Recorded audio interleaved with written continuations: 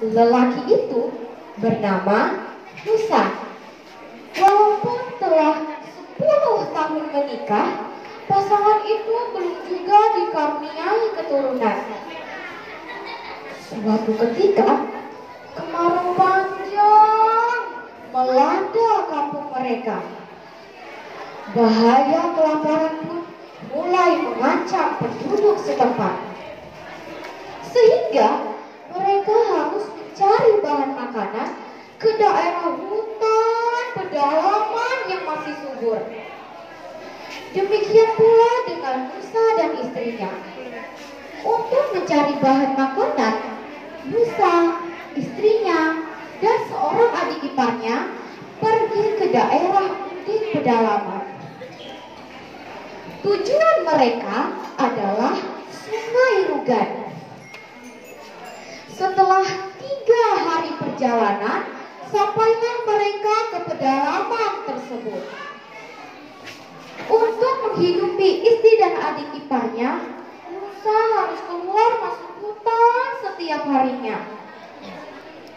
Pada suatu hari, Musa menemukan sebutir telur dan dibawanya pulang. Setelah direbus, telur itu dimakan oleh Musa. Sungguh aneh. Musa mulai merasakan gatal-gatal dan di seluruh badannya mulai muncul sisik-sisik dan bintik-bintik merah. Secara perlahan-lahan, Musa telah berubah bentuk menjadi seekor naga. Penduduk kampung juga terkejut menyaksikan perubahan tubuh Musa menjadi seekor naga raksasa. Mereka tidak tahu bahwa perubahan itu terjadi karena Musa telah memakan telur naga yang ia temukan di pinggir sungai. Meski demikian, istrinya tetap setia mendampingi Musa. Setiap hari, ia membawakan ikan sebagai santapan sang naga. Akibat banyaknya ikan yang dimakan oleh sang naga, maka ikan-ikan di sungai pun jumlahnya makin sedikit. Di samping itu, sang naga merasa kepanasan berada di daratan. Ia meminta agar dipindahkan ke sungai saja. Warga pun lalu menggotong naga tersebut dan menceburkannya ke dalam sungai. Piur! Air sungai pun terbendung dan sisi sebelahnya menjadi kering. Timbullah prahara lain. Penduduk nyaris kehabisan ikan karena dimakan oleh naga tersebut. Warga pun lalu memindahkan naga tersebut ke sungai Kahayan yang lebih besar. Akibatnya, populasi ikan-ikan di sungai Kahayan pun menurun dengan sangat drastis. Kehadiran sang naga membuat penduduk nyaris kehabisan ikan.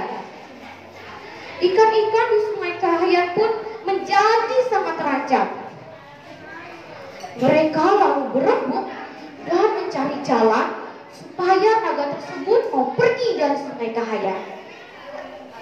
Ikan jelawat pun lalu mengajak ikan seluang supaya turut serta mengusir sang naga. Mereka pun sepakat untuk membuat kabar palsu bahwa naga ditantang oleh naga Pusai di muara sungai Kahayan. Mendengar tantangan itu, sang naga segera bergerak ke hilir. Dia bersembunyi di balik pulau di muara sungai Kahayan. Setelah sekian lama menunggu, akhirnya ia pun ketiduran karena ia sangat kelelahan. Tiba-tiba ia terbangun saat satu benda menyentuh kepalanya. Ceduk! Karena mengira itu adalah naga Pusai, maka ia pun dengan cepat memangsanya. Hap! Tetapi ia sangat kaget dan kesakitan karena ia telah memakan ekornya sendiri.